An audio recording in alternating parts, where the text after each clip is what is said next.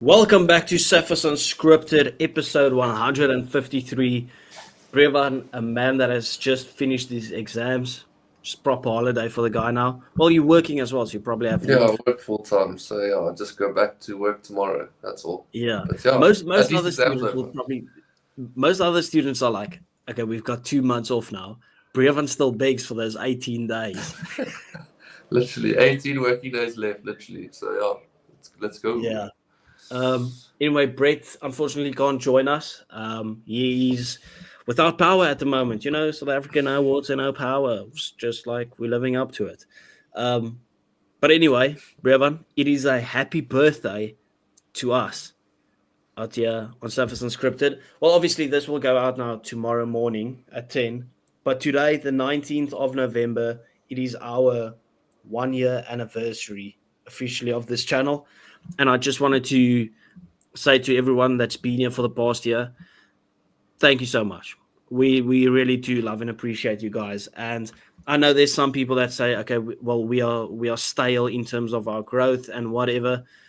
But for us, we've been growing to a crazy rate, and we are very happy with the way that things are going. And we truly do appreciate you guys, everyone that's been commenting or liking or just sharing your opinion, whether it's trying to make us angry, whether you disagree or whatever. That's what it's built around, right? We want to build this little community of a safe space for you to share your opinions. So just a special thank you to every one of you guys that have turned this thing into what it is, right? It's been a blessing for us. This is not a job or anything that fills our pockets, but we enjoy sitting here 3 times a week, just chatting the biggest load of bullshit that you could possibly do. And we're going to do exactly that today again.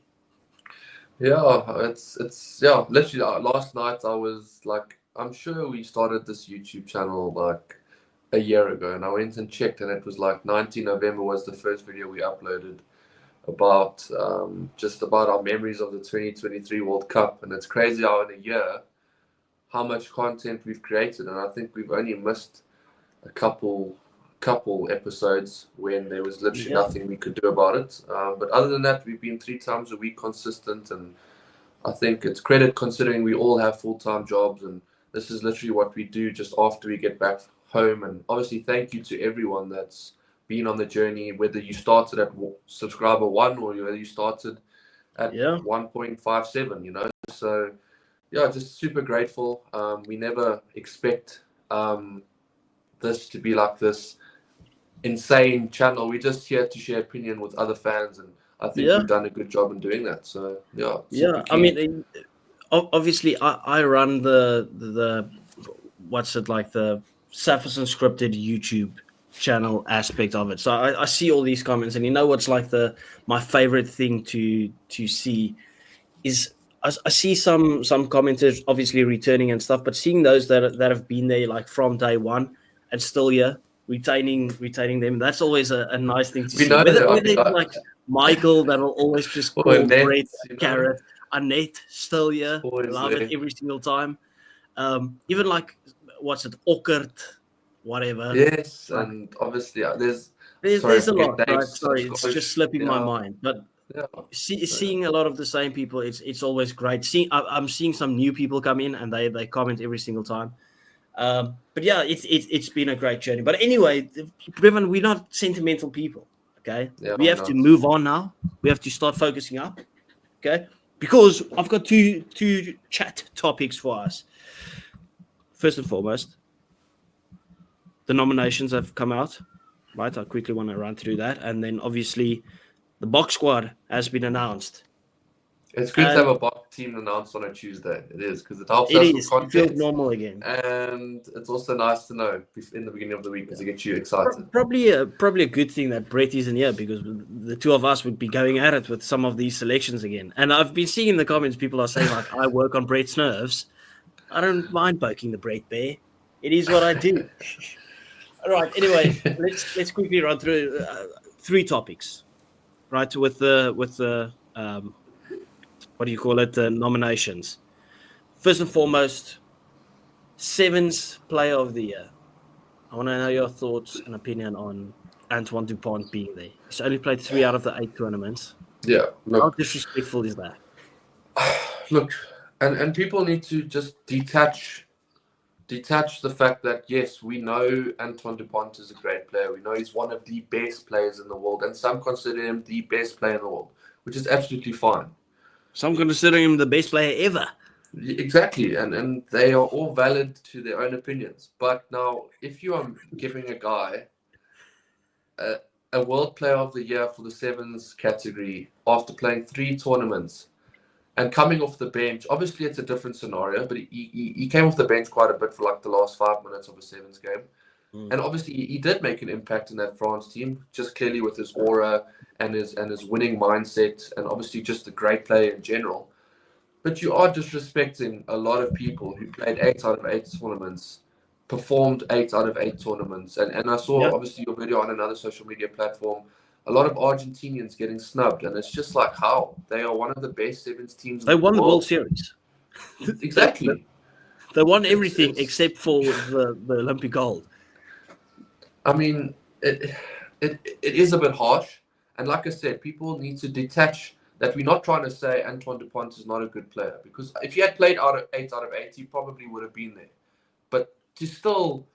No, but this is a popularity vote, Brevan. It is utter bullshit, in my opinion. It is such a popularity vote.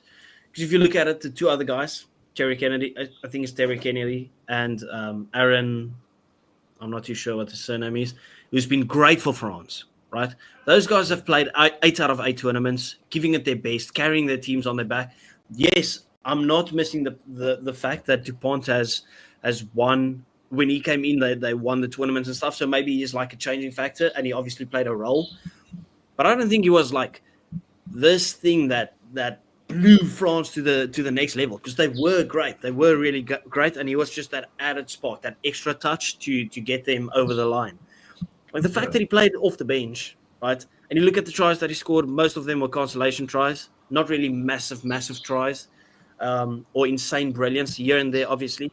But I think a lot of these sevens players will feel very disrespected. They will feel snubbed out of their mind with this. Yeah. Imagine that. Just to put that in perspective, that would be to put Sasha Feinberg or Wallace Setiti in World Player of the Year. Because I see people, not even that, right? Imagine last year, 2023, after the World Cup. Eben Etzebeth and Odi Savaya, they ran away with the World Player of the Year thing, right? Imagine if after just the semi-final and final performance, all of a sudden, Peter Steph Tutoy is nominated.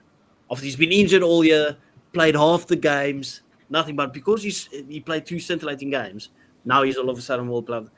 Craziness. Doesn't make any sense. Yeah, I mean, but ultimately, I think you said it. It's a vote to kind of keep.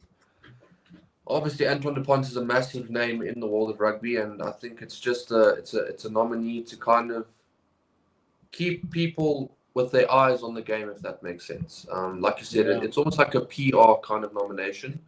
And he will never play for them again. He will never play for them again. But the thing is, like, I really, if he wins it, I will be extremely disappointed. Boycott that shit. Crazy. Yeah, I'd be disappointed. But ultimately, like I'm saying, I'm not taking anything away from the play he is. It's just the situation we're talking about. And yeah, but obviously, great player. And yeah, I think the selection is pretty easy. It has to go to Aaron from France. He was so good. He was so good throughout. It has to go to him. I thought he carried the French team. And there's a lot of other talented players, but he stood out like a lot. Anyway, let's go on to Breakthrough Player of the Year. There's a couple of good mentions. Sasha Feinberg, he'd probably go into 3rd choice for me. Jamie Osborne. I think he didn't play enough games. Yeah. Sasha didn't play enough. And he was also injured for the season at franchise level. Yeah, and he was good. But ultimately, you're looking at guys like Waboso and Setiti that just kind of really stepped up on the international scene, and Satiti being the favorite for me. I think there cannot be another winner. Obviously, shout out to Oboso, and then Osborne as well. I just don't think enough minutes. Not obviously, I don't think he impacted the Irish team as much as Satiti impacted the All Blacks team. So Yeah. I think it's a clear winner for me. Jamie Osborne places fourth for me in this one. He's been good, but he's hardly played for Ireland. Like, he's had two good games for Ireland against South Africa, and then he's been fine since then, but he hasn't even started right in this automation. So I wouldn't really put him up there. Sasha goes into third spot for me. Like, he's come through. He's obviously one of the big names. Like, obviously his name has gone viral. But he hasn't played enough games. He's been injured half the season at franchise level as well. But yeah, obviously he's a great player. We all know the talent of that. Feiwa Boso, he's been great.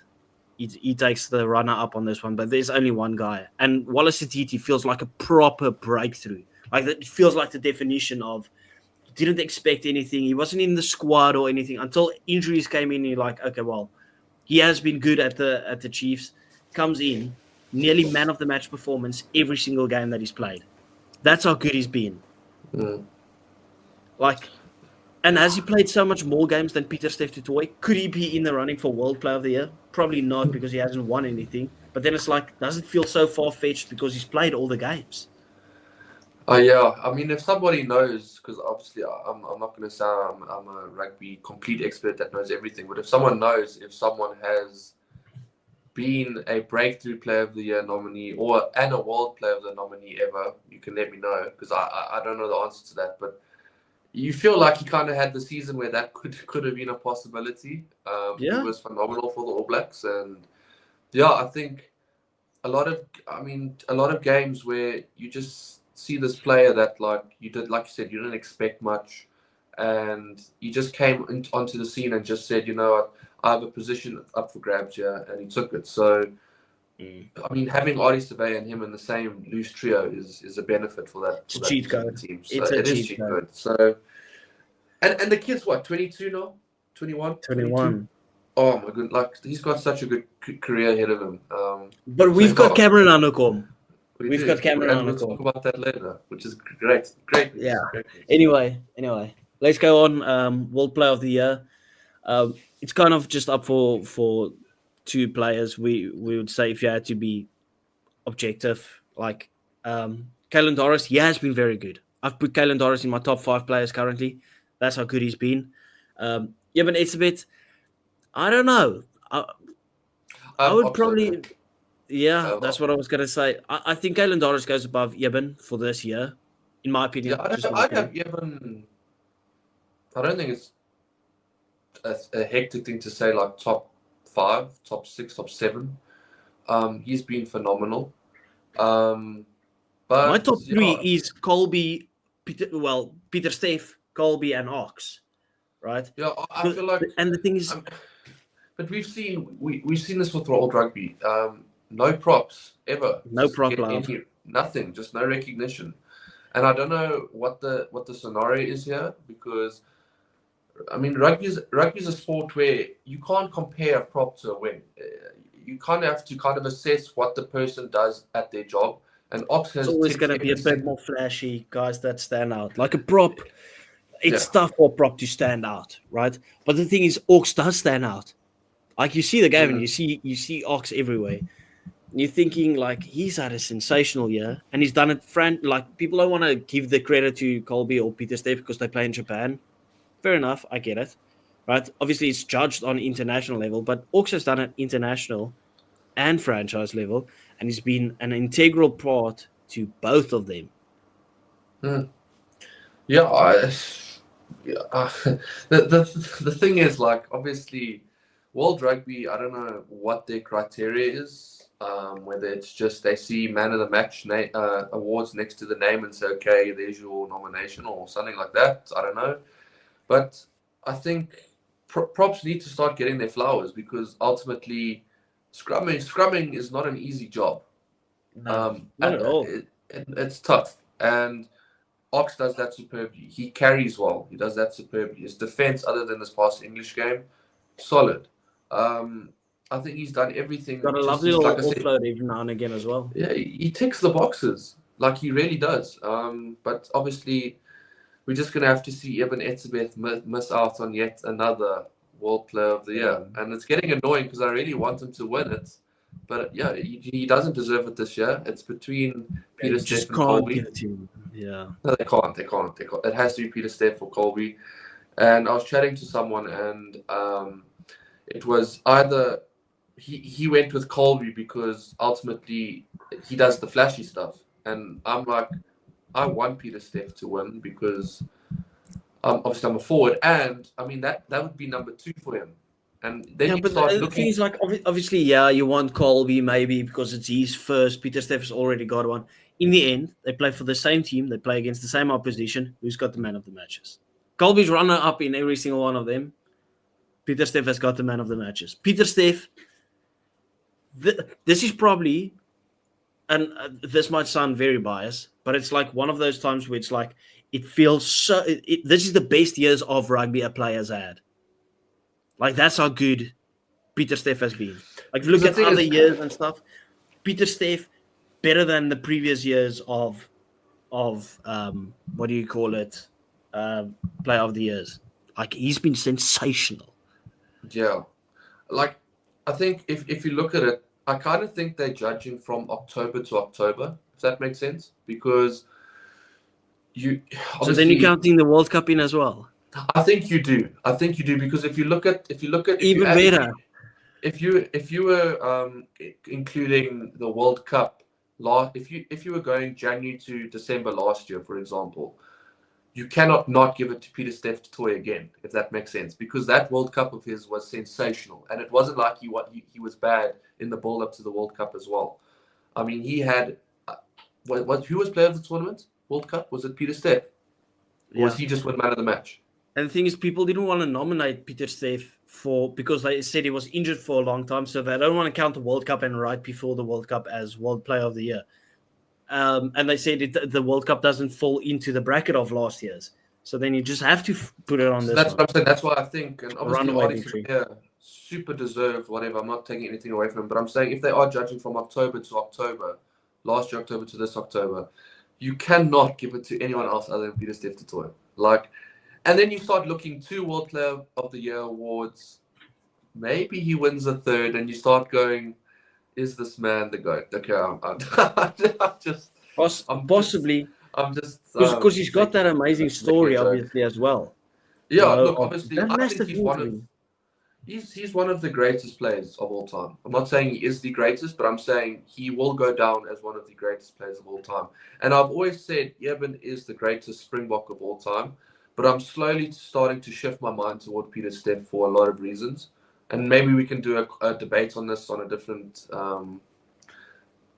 chat or a different episode or whatever, where we talk about the greatest Springboks of all time. But yeah, I think the guy is starting to really look down the barrel of being known as like a big face of rugby, you know. Obviously, quiet guy, but just super, super talented, super hardworking, and yeah.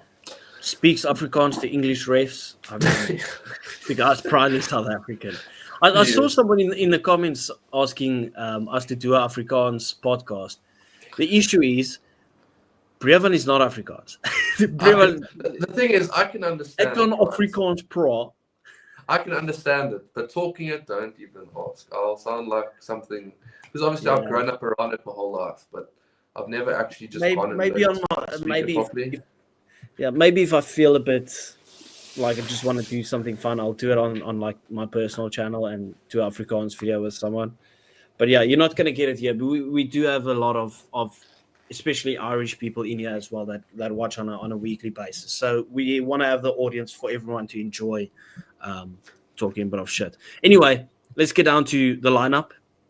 Been announced today. Rassie Erasmus has come out. It's the final lineup for 2024.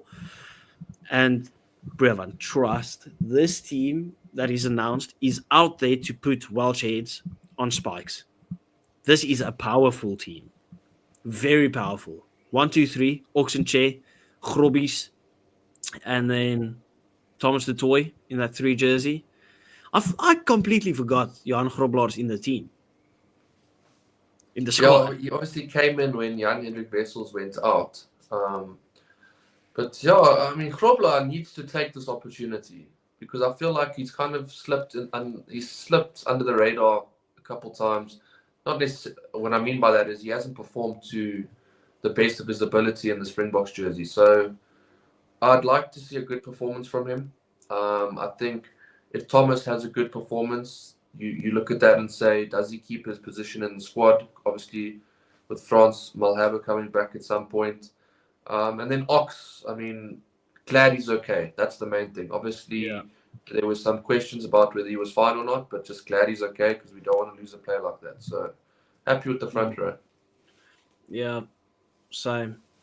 I was kind of excited to see maybe we see Vincent Koch get a start, but in that one jersey.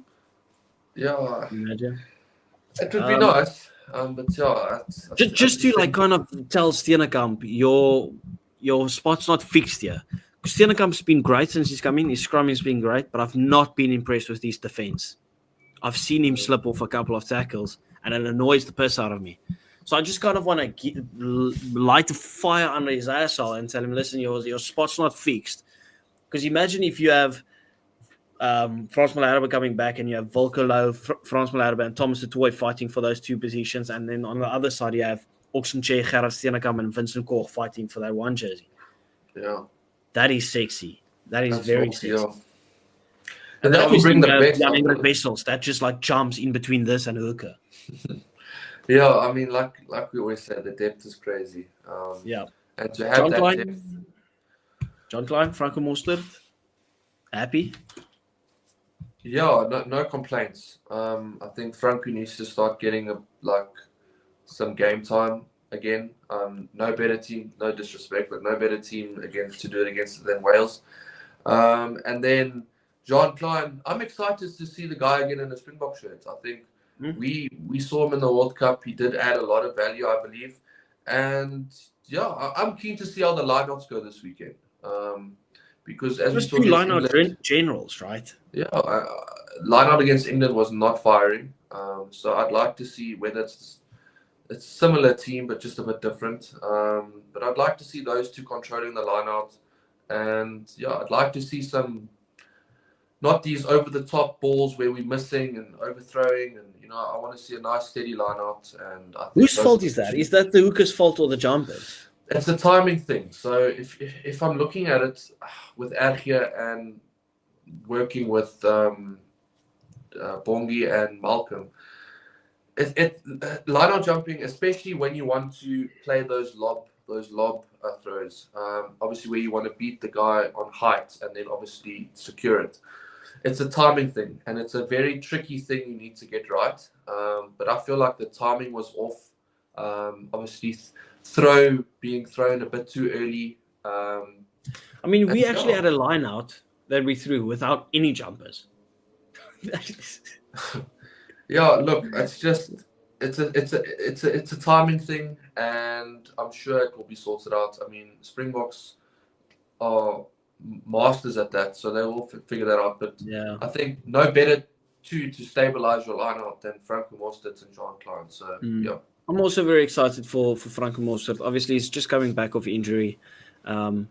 Give him some more game time, get him ready for the season ahead with franchises until next year again. And also the same for John Klein. He's just come back off injury. He's not had a great start necessarily with Munster, but I think to give him that opportunity to tell him, listen, your opportunity is not gone. You're still fighting Salman Murat. You're still fighting Ibn Etzebet for that 4 jersey. Don't all of a sudden slack off on your performances and those type of things. Still fight for that jersey. You're going to represent us now again. I think that's a good move. That is a good move. And I've always called for Rassie to play his strongest team, and I hate a lot of rotation. But I feel like we've got a good balance in our rotation for this game, where we've kept the bases and the experience still there, and then rotated around it instead of just going wholesale changes. Because you're looking at the back row. Siya Kolisi, captain rugby, captain South Africa. I was I wanted him to start this one. You need your captain to start the season. You need him to end the season. He's there. No Peter Steph to tackle, but then you bring in Elrich Low, just one switch up with the prime number 8, Jasper Wiese there. That is a great back row. I didn't want to see Marco van Staden and Cameron Hanekom and Elrich Low, because then you just like switch everything into nothing. Yeah. But this gives you that continuity and combination work what we talk about, which is absolutely beautiful. What's your thoughts on that back row? Yeah, obviously, like Sia Khaleesi, I think it's kind of owed to the fans over there in the north. You know, obviously he's a massive figure in our rugby. He inspires a lot of people, not only in this country but outside of this country as well. And whether he's the best player, because obviously he's not the best player in the Springboks, but you could arguably say he's the face of the Springboks in a sense. And yeah, and that's why I think obviously, and he's a great captain in my opinion. And obviously he's the guy will put his body on the line for South Africa even at the age of 80. I'm sure he's that passionate about this team. He's that passionate about this country, and obviously also just I was happy with his defense last week. I think he was one of the players that stood up, obviously absolutely annihilating Ben Earl, absolutely annihilating Mario Toje. So what more can you ask from your captain? So yeah, happy with that. And then obviously Elrich Low, I'll never ever have anything bad to say about the guy. I think he's phenomenal, good hard carrying 7, good line out option, just like Peter Steph Toy. And yeah, and then obviously Jasper. How can you drop him after that game against England, you know? So, no complaints, no complaints. Yeah. Backline, Hendrikse brothers, I'm happy with it. I'm not going to have too many debates around it. I think it's an emotional thing, and it's just a nice story thing that Rassie has decided to do. I think that it was more like, I don't think he necessarily wanted to play Jaden Hendrikse, because Grant will feel hard done by. But it's this thing of the brothers probably dreamt of playing for the Springboks alone and then playing together, and they're getting that opportunity. And Rassie probably knows Jordan's not going to play for the Boks for too long unless he really impresses, because Sasha has to come back. Pollard is still there. Mani is still there. So give him that opportunity. Let the parents enjoy their 2 sons playing together for the Boks. So I just think it's not the end of the world. Yeah, like obviously Jaden wouldn't be my ideal 9, but like you said, it's congratulations to them both. I'm sure it's a special moment for the family. Obviously, 2 Glenwood boys. And yeah, it's a proud thing for the school, the parents, the family, themselves. And it's a story that not many people get to have, because, you know, obviously not many people have a sibling that they're able to play with in their national team. So, yeah, congratulations to them both. And I truly hope that Jaden has a stormer and Jordan. I think that's all I ask for them, is just to have a good game and let their moment be good, you know. So that's all I can really say. No mercy centers. Dialenda, Kriel.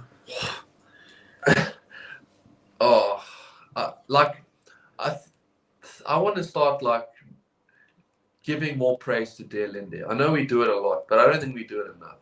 Obviously, he didn't have his best game against England, but when it mattered, he stepped up. I mean, he's a big game player. Look at World Cup 2019, Wales. Yeah.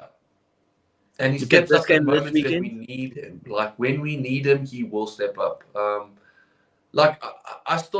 Earl is not a bad defender. He's a strong guy. He's staunch.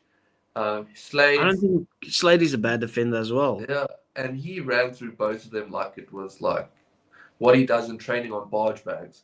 And then the offload to Colby, it's just like not many players could do that. And I saw one of your comments saying, after Nonu, you're looking at the next greatest centre of all time, and you're not far off. You're definitely not far off, because. Well, I mean, what more does he need to prove, right? Like, he's won the 2 World Cups. It's not like he's gone on to, and there was no competition, right? Andre Esterhuizen, how has Andre Esterhuizen only got 18 caps? Because of Damian Dialenda. Any other country, Andre Esterhuizen has about 50 caps by now. Like, yeah, basically, he's just that good. I mean, we were all stressed like the transition of John de Villiers to the next inside centre. Who's that going to be? Is he going to be able to fulfill his shoes? I don't miss John de Villiers at all. Nope. Obviously, no disrespect to Jean de Villiers, but like, No, you're but looking at he doesn't lace Dialinda's bootlaces, in my no. opinion. I think he's so much better. I think Dialinda is incredible. Because it's Brevin, it's that thing, right? Because people don't want to give him his flowers because they see, okay, maybe he was a bit selfish there, carried too much, or why did he kick there? Right? Because that's what every now and again he does that little brain fart stuff. But it's that off the ball work. He doesn't miss a tackle. He carries extremely hard. He's there at the breakdown. He's probably our best fetcher on the field that starts the game. He is incredible. But yes. Yeah. I mean, he's obviously just such a great player, and I think I don't know how many tests he's on, but just a player that I would consider one of the best centers, to ever play the game. But yeah, and then while you check that, Jesse, I'd like to see a bit more from Jesse this week. I know obviously it's against Wales, but Jesse wasn't as normal. I feel like there's a lot more Jesse can offer. So I'm keen to see a bit more of a feisty Jesse, So I'm also keen on that. We'll have to wait and see. So he's on 85 appearances. Oh, he's a deserved. So what? By not 2025, 2020. How old is he? He is, I think he's 30. No, 30. No, he's a bit older. He has to be older. Isn't he Pollard's age? 32. Okay, by 30. Do you see him playing at 34 for the Springboks? Yeah. Bearing in mind, Bundi Aki is 35. I see him playing at 38. Okay. Then we're going to see a Centurion Damien Delende, which is absolutely fantastic. That's all I want to see. Did he come into the team late? How's he only got 85 appearances? It's because Andre Estragen robbed him of 18. I think there was a brief gap where, they were considering Rohan Jansen van Rensburg over him. Oh my word, yes. Do you remember that? Oh. That was when the Lions had their Stormer season. And Rohan Jansen van Rensburg was the guy. Didn't Damien Delende start his career on the wing for the Stormers as well? You could be correct. I do believe that was a scenario at one point. Yeah, because it was John de Villiers and Juan de Jong. And then... Yeah. But yeah, 85 caps. I mean, I want him to get to 100. He needs to get to 100. You want to talk about Villy needs to get to 100? Dialinda has been a better servant. I don't even care. Yeah, he's been fantastic.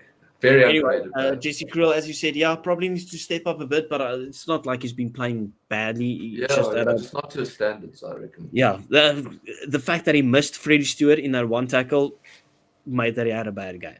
That's basically it for me. Colby Orange, don't really need to add much to it, but then the surprise entry of Fussy, I can't believe it. Just doesn't make sense. So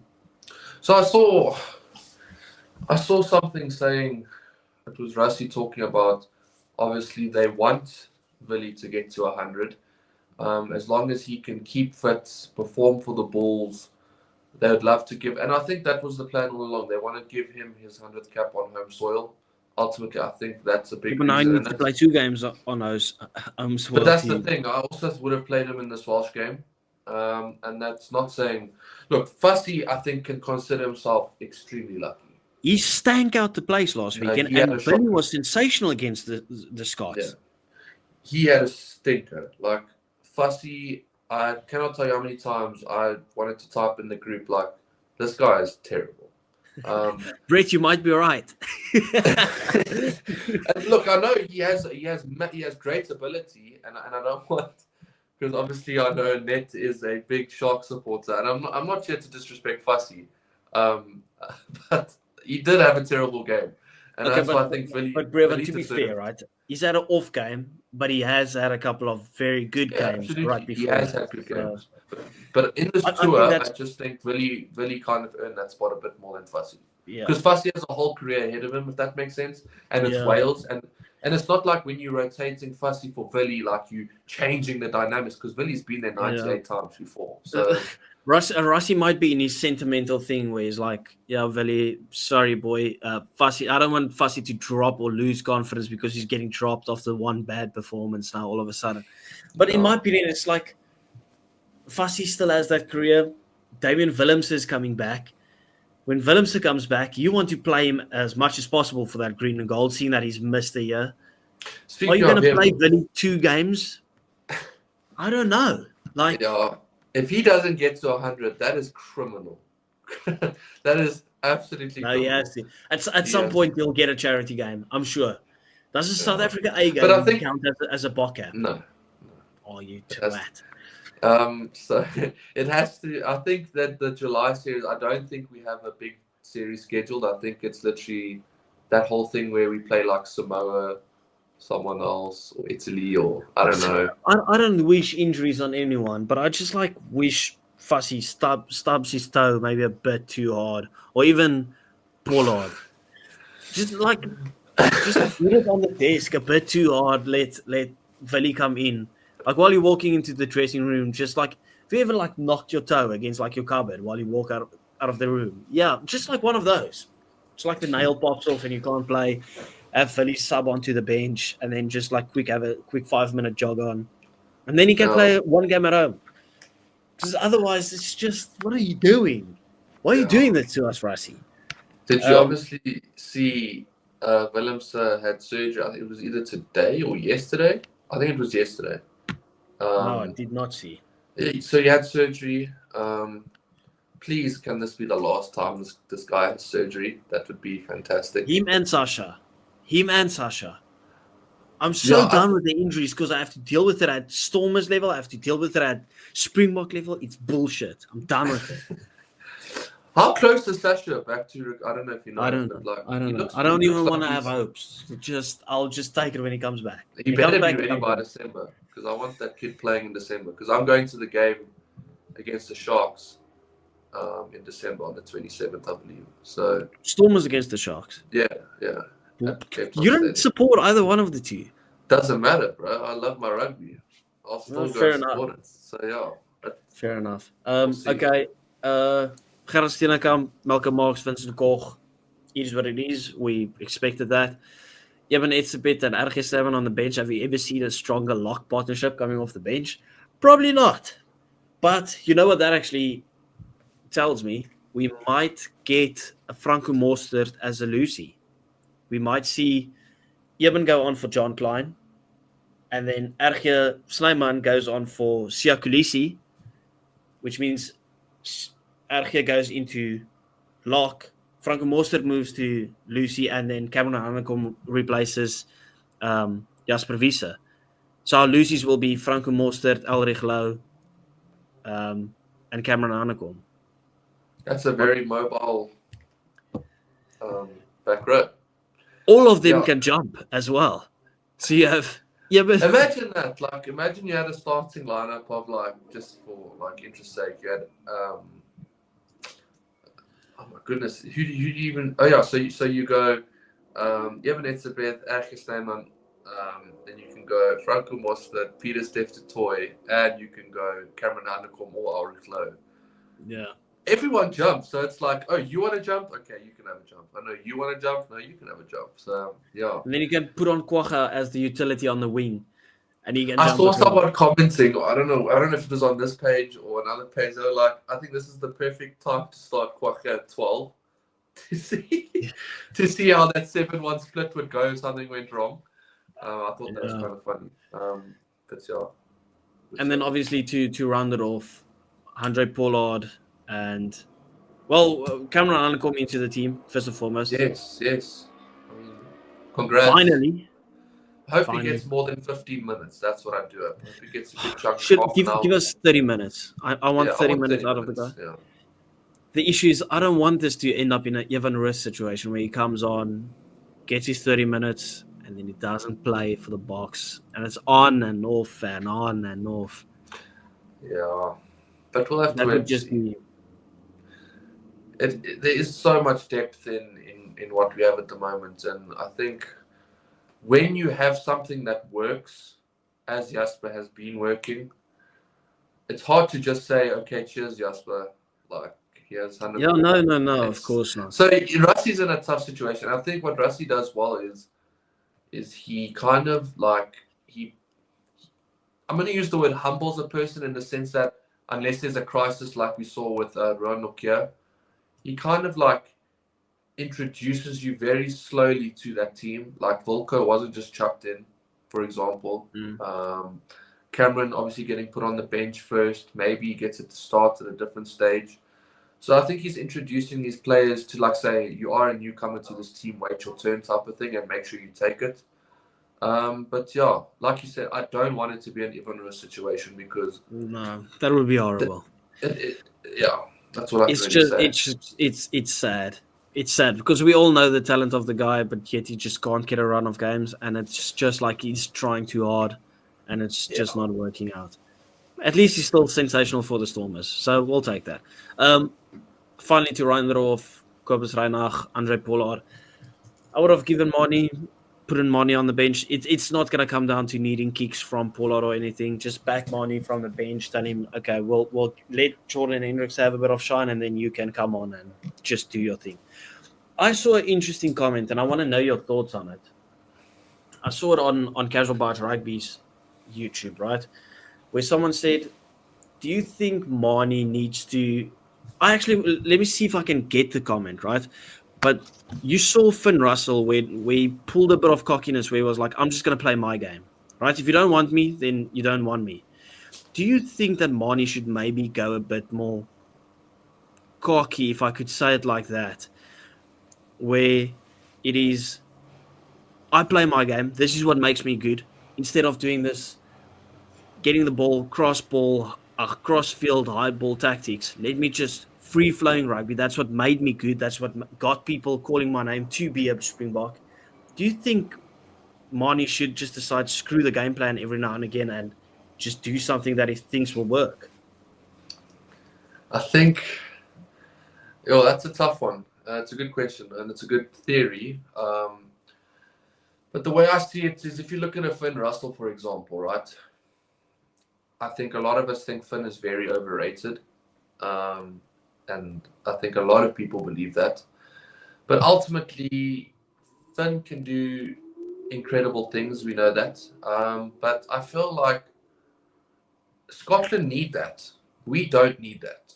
And what I mean by what I'm trying to get to is Gregor Townsend does not have the balls to go, Finn, you are taking the mickey out of my game plan.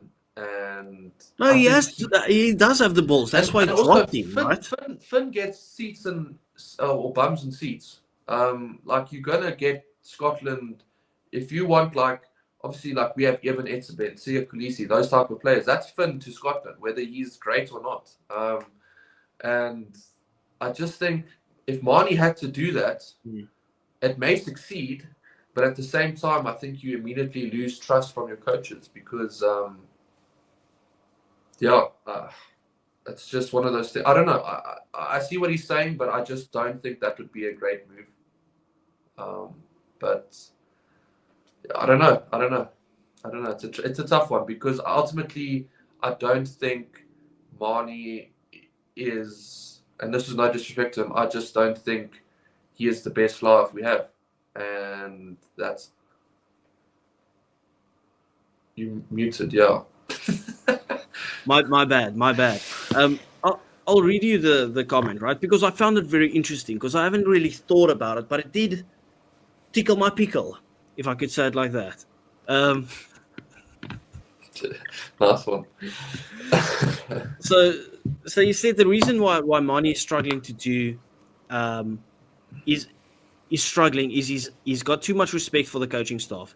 He's a great individual, willing to take the risks, but the way that we are playing, that is not Marnie. After the third high kick and seeing the plan is not working for him, he should have run the ball because he already knew that it's not working, they're going to hook me anyway, right? Try something else, try a different game plan. The guys know what he's capable of, right? See if you can do something. But the issue is Marnie doesn't have that adaptability necessarily, or that cockiness, let's say, of a Finn Russell. It's like, screw this, I'm going to play my game. I run the show. The 10 runs the show.